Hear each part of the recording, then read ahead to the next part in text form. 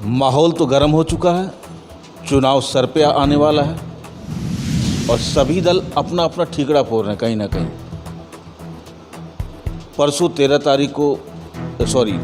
तारीख को रांची चलो युवा आक्रोश रैली किया गया, झारखंड सरकार को घेरने का प्रयास किया गया,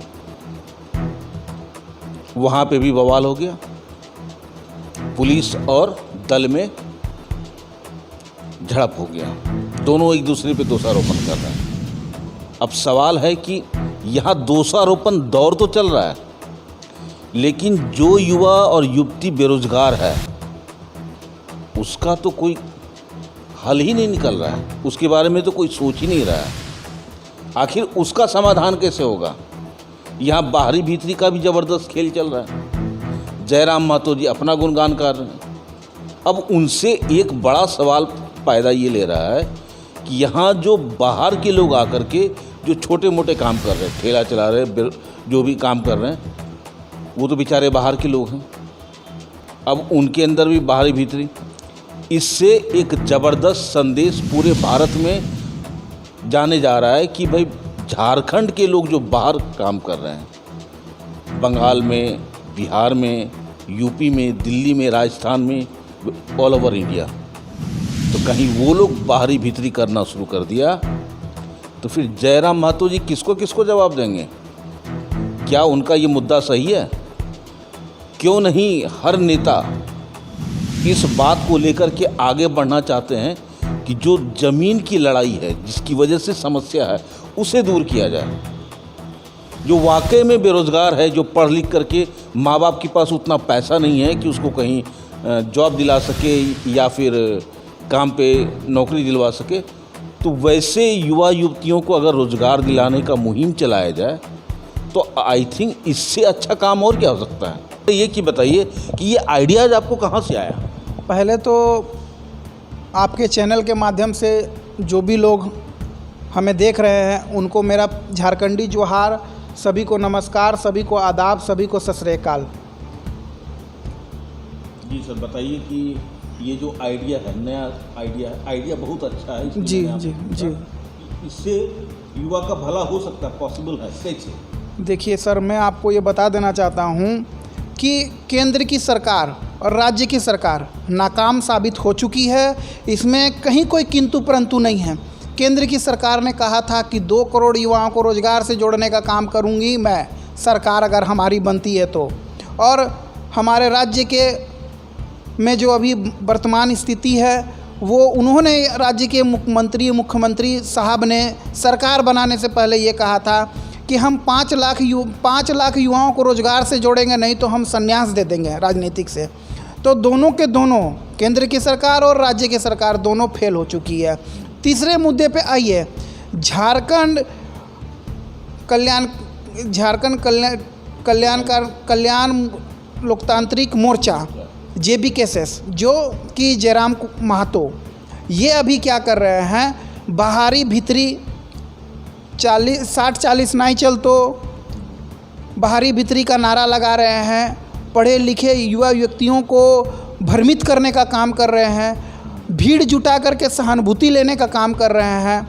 और मैं उनसे ये सवाल पूछना चाहता हूँ आपके माध्यम से कि वो हमें ये बस एक चीज़ बता दें, दिल्ली, मुंबई, महाराष्ट्र जैसे बड़े जगहों पर झारखंड से जो युवा व्यक्ति काम करने के लिए 15,000, 20,000, 12,000 की नौकरियां कर रहे हैं, क्या वहाँ की सरकार, वहाँ के नेता, वहाँ के युवा नेता क्या ये कह रहे हैं कि आप बाहर से आए हैं, झारखंड से आए हैं तो आप यहाँ नहीं रह सकते हैं?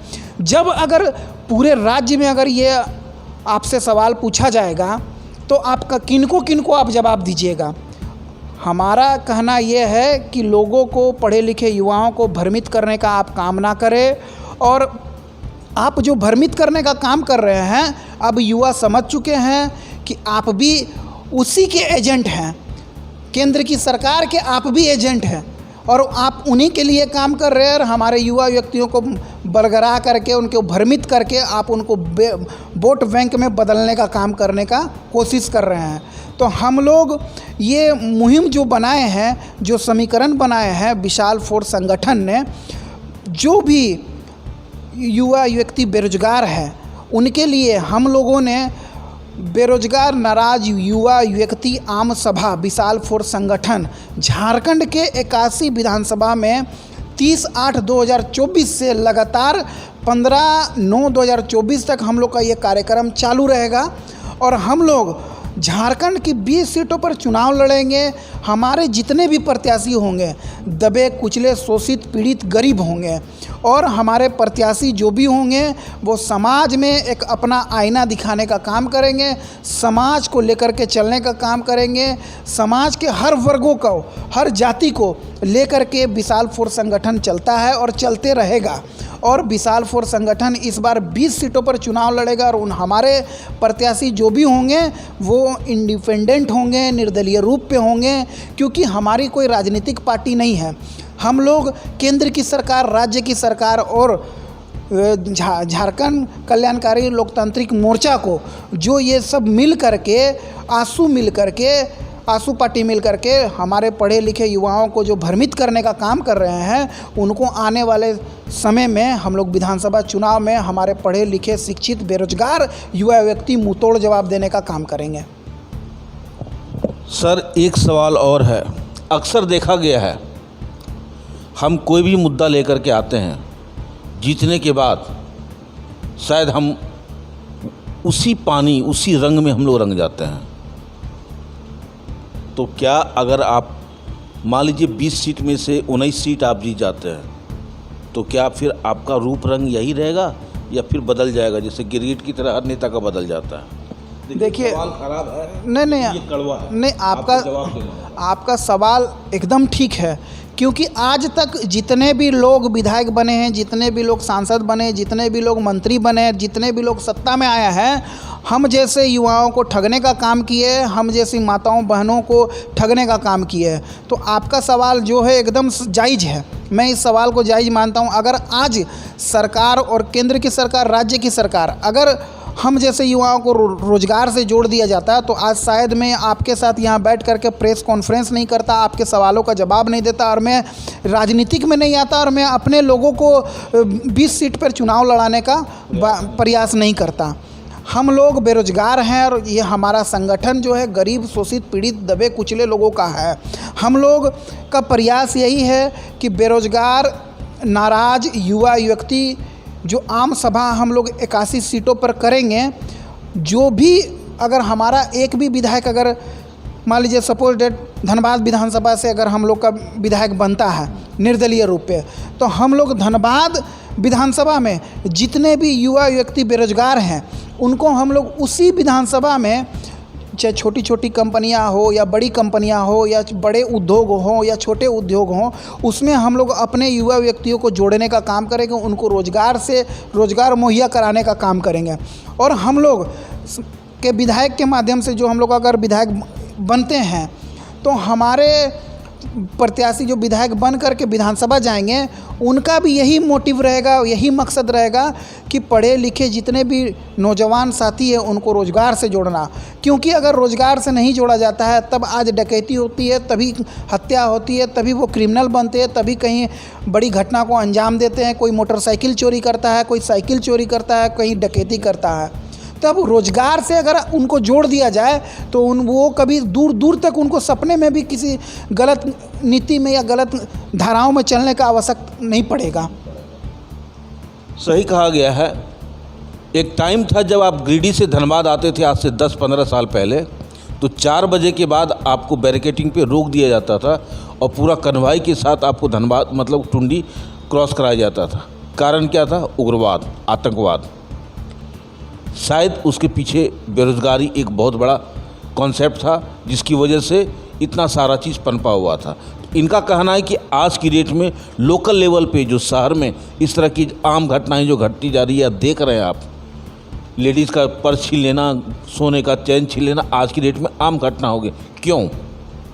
इसका मतलब कि वो युवा वाकई में बेरोज़गार है और उसके पास कोई काम नहीं है, दिशा विहीन हो चुका है और अब वो इसी चीज़ में रम चुका है। क्योंकि एक बार जहाँ पे ठप्पा लग गया बेरोज़गार के ऊपर कि ये चोर है, ये डकैत है, तो दूसरा कोई काम कर नहीं सकता। यानी कि 5 साल उसका ज़िंदगी रहेगा, उसके बाद कहानी ख़त्म। तो इनका एक सोच है कि नहीं, अगर सब युवा को हर 81 विधानसभा में उन्हें जोड़ने का अगर प्रयास किया जाए, वहाँ जितना भी जिस तरह का भी वर्क है, जितना भी काम है अगर दिया जाए, तो शायद बहुत हद तक झारखंड से बेरोजगारी दूर किया जा सकता है। गरीबी अमीरी ऊंच नीच बारी भीतरी करने से कुछ नहीं होगा। जो मूल मंत्र है इनका कि भाई हम अपना झारखंड का विकास करें, सोच सही है। आगे तो देखना होगा कि 2024 विधानसभा में क्या इनका ये प्रारूप काम करेगा अथवा नहीं करेगा। तो आप एक चीज़ बताइए लास्ट जाते जाते कि विधानसभा में क्या जो बेरोज़गार युवा युवतियों के लिए आप इतना अच्छा प्रोग्राम ला रहे हैं, प्लान ला रहे हैं, तो क्या उनसे आपको उम्मीद है कि आपको वो सपोर्ट करेंगे? निश्चित तौर पर हमारे झारखंड के बेरोजगार युवा व्यक्ति जो हैं वो सब कुछ समझ चुके हैं। केंद्र की सरकार भी नाकाम हो गई है, राज्य की सरकार भी नाकाम हो गई है, और दूसरी ओर देखिए तो जयराम महतो भी नाकाम हो चुके हैं। उनमें आपस में ही मतभेद चलने लगा है, उनकी संगठन में आपस में ही लोग लड़ रहे हैं, है ना। क्योंकि आज अगर देख लिया जाए तो लड़ने का मुख्य उद्देश्य यही है कि सिर्फ जयराम महतो सिर्फ अपना चेहरा चमकाना चाहते हैं अपनी पार्टी में। इसी के कारण से संजय महता, देवेंद्र कुमार महतो और भी विभिन्न उनके पार्टी में नेतागण हैं जो आपस में लड़ रहे हैं। ये लोग के पास कोई मोटिव नहीं है। लोग युवा व्यक्ति बेरोजगार रहे, उनको कोई मतलब नहीं है। उनको सिर्फ 5100 रुपया लेकर के फॉर्म भरिए, प्रत्याशी बनिए का नारा उन लोगों ने लगा लिया है और हमारे पढ़े लिखे युवाओं को ठगने का काम कर रहे हैं। अगर मैं आपसे ही पूछता हूं कि एक विधानसभा में अगर 40 लोग अगर फॉर्म भरते हैं तो 5100 रुपया करके कितना पैसा हो जाता है? अच्छा खासा पैसा हो जाता है। क्या आप 40 लोग को आप विधानसभा एक ही सीट पे विधानसभा लड़ा सकते हैं? आप अपनी पार्टी से नहीं लड़ा सकते हैं। उसमें से एक आदमी को आप विधानसभा की टिकट दीजिएगा, उन 40 लोग तो आपस में माथाफोड़ी करेंगे।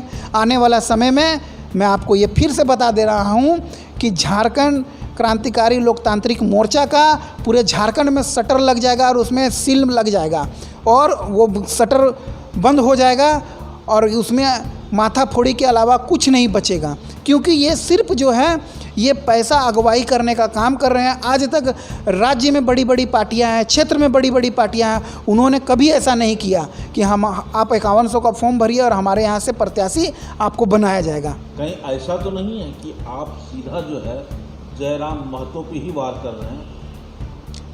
इस बात से शायद वो नाराज़ हो जाए। वो नाराज़ हो जाएं या खुश हो जाएं उससे मुझे कोई फ़र्क नहीं पड़ता है। वो गलत कर रहे हैं। केंद्र की सरकार ने भी गलत किया, 2 करोड़ युवाओं को रोज़गार नहीं दिया। राज्य की सरकार ने भी गलत किया, जो वादा किया था 5 लाख युवाओं को रोज़गार देने के लिए, मैं उनके खिलाफ़ भी बोल रहा हूँ।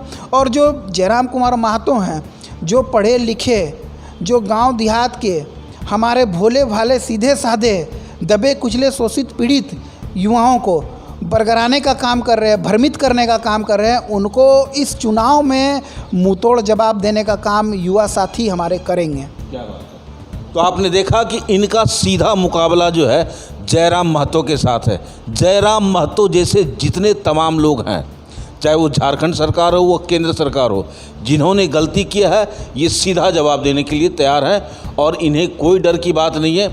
जो गलत करेगा उसे मैं जवाब देने का प्रयास करूंगा, क्योंकि जनता जनार्दन अब समझ चुका है कि सही क्या है और गलत क्या है। आइए देखते हैं 2024 का विधानसभा चुनाव बड़ा ही दिलचस्प होने वाला है, क्योंकि अभी जो है अच्छे अच्छे युवा नेता लोग इसमें जुड़ गए हैं और अब दिशा निर्देश देने का काम करेंगे। आप देख रहे हैं सब पर नज़र। धन्यवाद।